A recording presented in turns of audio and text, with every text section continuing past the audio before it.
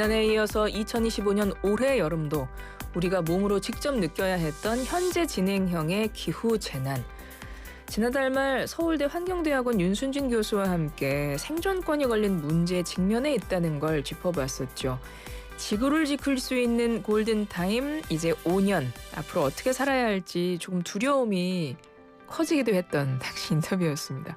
더 이상 막을 수 없는 기후변화 시대에 우리의 삶은 어떻게 변화해야 할지 그 2탄 준비해봤는데요. 서울대 환경대학원 윤순진 교수, 오늘은 전화로 만나겠습니다. 교수님 안녕하세요. 네, 안녕하세요.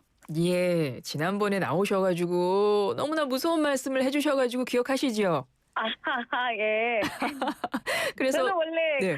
그거는 이제 그냥 한 단면이고요. 그게 우리의 일상이 됐다면 어떻게 그걸 말씀하신 것처럼 받아들여서 어떻게 우리를 변화시켜 나갈까, 그걸 고민해야 될 것 같아요. 그래서 오늘 인터뷰를 준비했습니다. 예, 감사합니다. 예, 저희도 오늘은 좀 희망을 느낄 수 있는, 기대할 수 있는 그런 인터뷰가 되길 바라면서 여쭤볼게요. 5년 남은 네. 골든타임. 와, 굉장히 짧다는 생각도 하면서 좀 두려움도 생기게 되는데요. 희망 놓지 않아도 될까요, 교수님?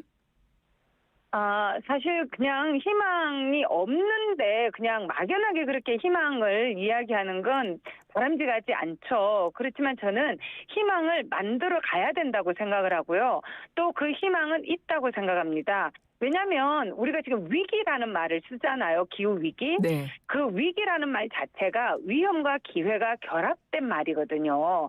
그래서 위험은 혼자 오지 않고 항상 기회랑 함께 온다고 저는 생각을 합니다. 아, 그렇군요. 기후재난, 기후변화는 이미 막을 수 없다고 지난번에 말씀을 해주셨거든요. 그리고 저희도 실제로 몸소 이 날씨를 통해서 매일매일 달라진 날씨를 통해서 느끼고 있는데요. 우리 일상 속에서 사실은 이 날씨 포함해서 지금 이 기후위기, 그러니까 기후재난이다라는 걸 체감할 수 있는 변화가 너무 많잖아요, 교수님. 예.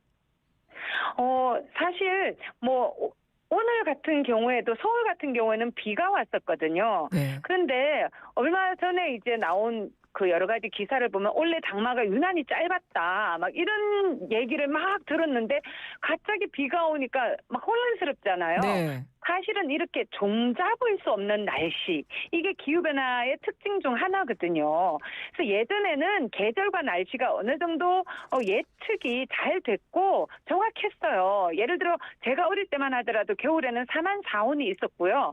장마다 그러면은 6월 말에 시작해서 7월 쭉 가고 이런 규칙성이 어느 정도 존재했는데 지금은 좀 종잡을 수가 없는 경우들이 많고, 비가 와야 할 때 안 오다가 안 와야 될 때는 막 억수로 쏟아지는 이런 일들이 잦아진 거예요. 그래서 그런 것들은 장마가 또 짧으면 가뭄이 걱정이 되고, 그런데 또 갑자기 폭우가 쏟아져서 침수 피해가 발생을 하고, 그래서 굉장히 그 기후변화라는 거는 이런 식으로 극단적이고 불규칙한 그런 기상현상이 잦아진다, 강도가 세진다, 그런 거거든요. 그래서 우리가 익숙하게 느꼈던 계절의 리듬이 깨어진다, 그런 게 이제 우리가 일상에서 경험할 수 있는 현상들이죠. 그러다 보니까요, 우리의 생활 방식도 많이 달라지는 것 같아요, 교수님. 예. 이미 많이 바뀌고 있죠?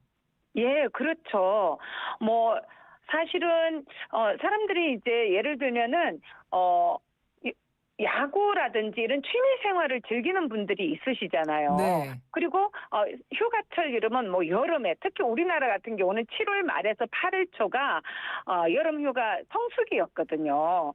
근데 요즘에는 여름 휴가 이런 것들, 그럴 때 너무 더우니까 그쪽을 안 간다든지, 오히려 좀 선선할 때 떠난다든지, 또는 뭔가 활동들을 야외에서 하기보다는 실내에서 신선한 좀 시원한 곳에서 한다든지, 이런 게 되게 많고요. 또 야구 같은 경우에도 옛날에도 우천이 있으면 취소할 수도 있었지만 요새는 폭염 때문에 경기가 연기되거나 시간대가 바뀌는 경우도 있어요. 그래서 이런 문제들이 사실은 우리가 생활 속에서 체감하는 그런 문제들이 아닐까 싶어요. 맞습니다. 그리고 앞으로도 계속 조금씩 많은 부분에서 변화가 생길 것 같은데 그중에 하나가 어떤 직업군이에요. 그러니까 예예. 새롭게 등장할 직업군도 있을 것 같고요. 예예. 없어지는 것도 있을 것 같고요. 어떤가요? 예예.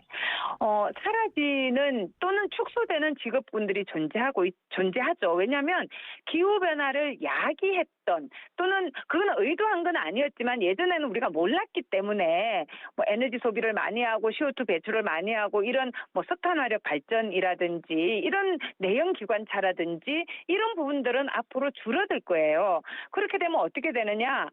내연 기관차 같은 경우에는 부품이 굉장히 많았거든요. 그러면 자동차 제조업체 마지막 단계 조립하고 제조하는 그런 데뿐만이 아니라 부품을 생산하는 그런 중소기업이라든지 이런 부분들도 줄어들 수밖에 없고요. 또 최근에는 그 자동차 서비스 센터들 있잖아요. 네. 그런 데들도 부품 전기차 수요가 늘어나게 되면은 부품 교체라든지 엔진 오일 교체라든지 이런 게 필요가 없어져요. 그래서 카센터 이런 게 좀 줄어들 수 있거든요. 그렇지만 새로운 직업들이 나타난다는 거죠. 네. 대표적인 게 재생에너지 분야, 또 전기차 분야, 스마트 전력망 분야 이런 좀 더 그 친환경적인 그런 기술 분야는 훨씬 더 비중이 커질 수밖에 없습니다. 그리고 종류들도 굉장히 많고요. 지금 전 세계적으로는 가장 많은 일자리를 만들어내는 건 태양광 분야예요. 그래서 이런 데는 이제 뭐 태양광을 그 패널을 만들기 위한 여러 가지 단계들, 그다음에 풍력 발전기 같은 경우에도 타워도 있고 날개 블레이드라 그러죠. 그런 거 제작하는 것만이 아니라 디자인하고 제작하고 수송하고 설치하고 유지 보수하고 관리하고 나중에 또 폐기물 처리까지 너무 많아요. 또 도시 같은 경우에도 폭염, 홍수 이런데 우리가 좀 취약하거든요. 네. 지금 그렇기 때문에 녹색 건축가라든지 또 기후에 좀 더 회복 탄력성이 있는 그런 도시를 만들어가기 위한 도시 설계자라든지 또 농업과 식량 부분이 굉장히 영향을 많이 받습니다. 양식업도 마찬가지고 1차 산업이 그렇거든요. 네. 그럴 때 이제 좀 더 새로운 품종을 개발한다거나 이런 적응과 관련돼서 뭔가 전문적인 지식이 있고 이런 기후 적응 전문가도 있을 수 있고요. 또 저는 환경 소통 전문가 커뮤니케이터라 그러죠. 네. 그런 직업도 굉장히 중요할 것 같아요. 왜냐하면 공학과 정책이 기후변화 문제하고 연결돼 있는데 시민 눈높이에 맞게 전달하고 행동을 이끌어내는 사람들도 필요하고요. 또 기업들은 앞으로 기후변화와 관련해서 해당 기업이 가지는 위험을 분석하고 탄소 중립 계획도 수립하고 추진해야 되기 때문에 환경 데이터 분석가라든지 또 ESG라고 있어요. 환경 사회적 책임, 지배구조 이런 것들을 좀 더 잘 해나가는 기업이 훨씬 더 많은 투자를 받거든요. 네. 그런 분야 전문가도 필요하고요.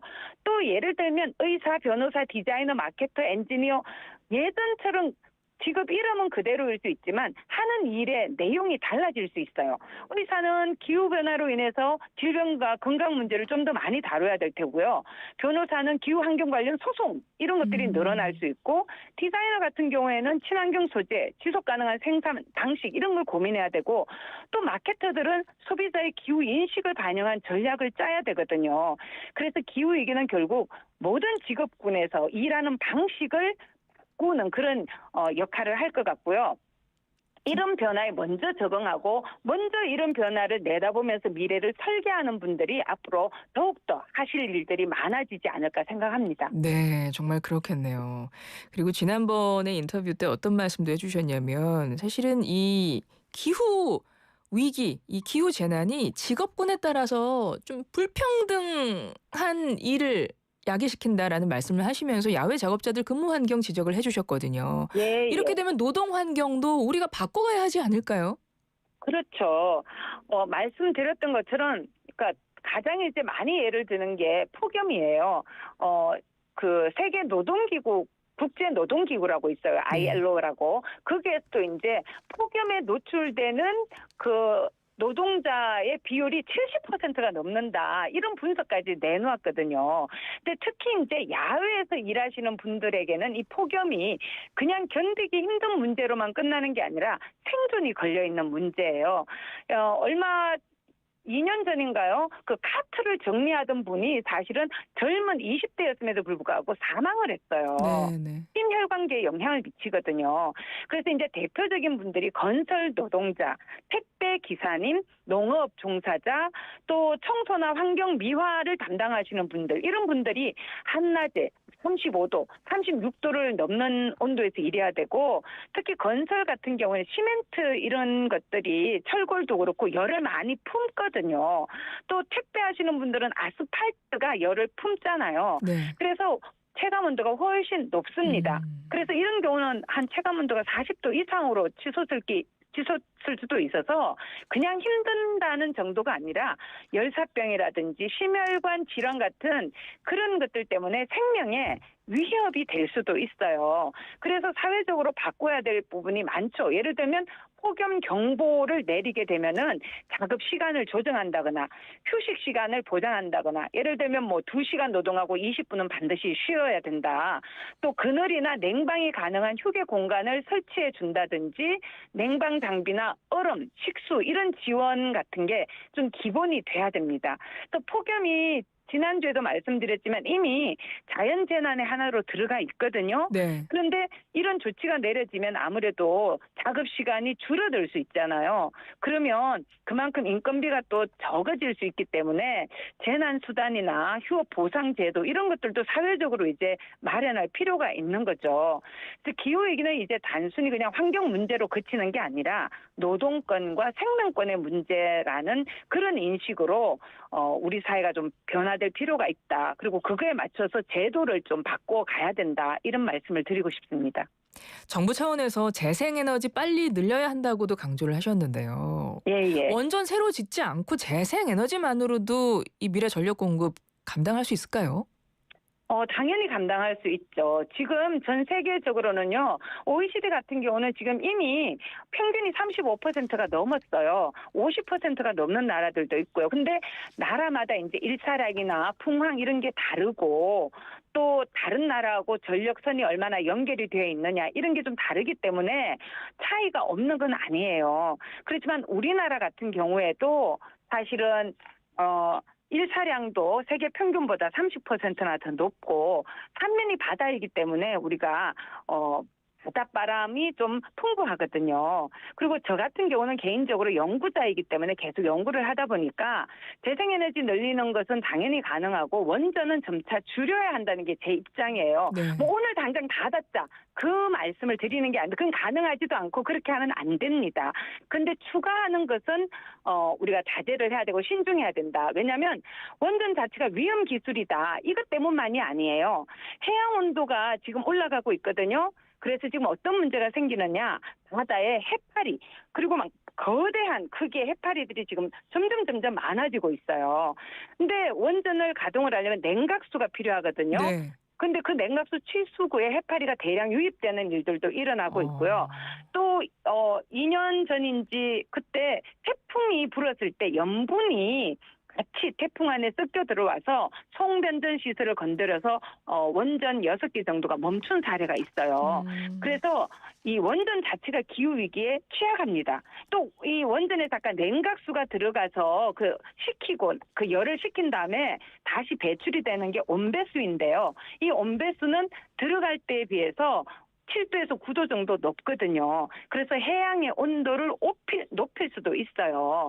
그래서 이런 여러 가지를 생각을 할 때 우리가 이걸 더 늘려가는 것, 특히 우리나라는 국토 면적에 비해서 지금 너무 많습니다. 세계에서 제일 조밀하게 있는 나라거든요. 그래서 더 늘리는 게 아니라 지금 가동 중인 걸 안전하게 가동하는 거에 굉장히 신경을 써야 되고요.